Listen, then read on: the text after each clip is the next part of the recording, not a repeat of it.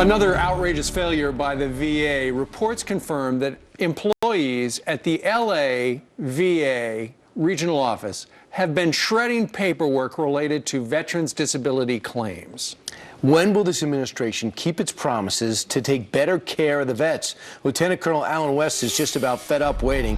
He's a Fox News contributor as well and never stops caring about the military. He's the president of the National Center for Policy Analysis. So now the next stop with the corruption is Los Angeles. Your reaction, Colonel? Well, this is absolutely appalling. It's good to be with you, Steve and Brian. I recall the speech that the president gave, and he showed all this indignation about how he was going to get to the bottom of the VA scandal.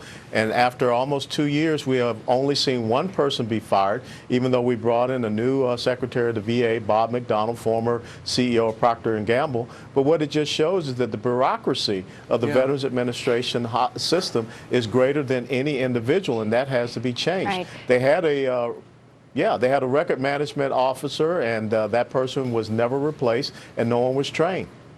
Colonel, we love your take on this. When you see the pool of candidates right now who could maybe aim and score and hit this right in the middle of the target in terms of reform of the VA, who do you believe could do the job?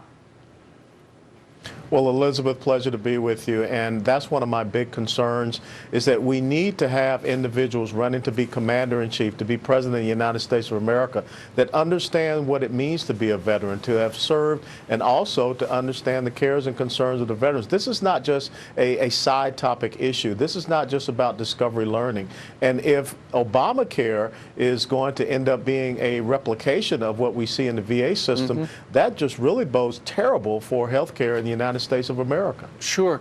Colonel, you got to wonder, you know, how many people were actually, you know, we've heard all about the waiting list. We didn't hear about the actual documentation and their claims. So you got to wonder whether or not out in LA at this VA regional center, whether or not it was sheer incompetence. We didn't know what we were doing, so we just shredded it, or if it's corruption and if it's a cover-up.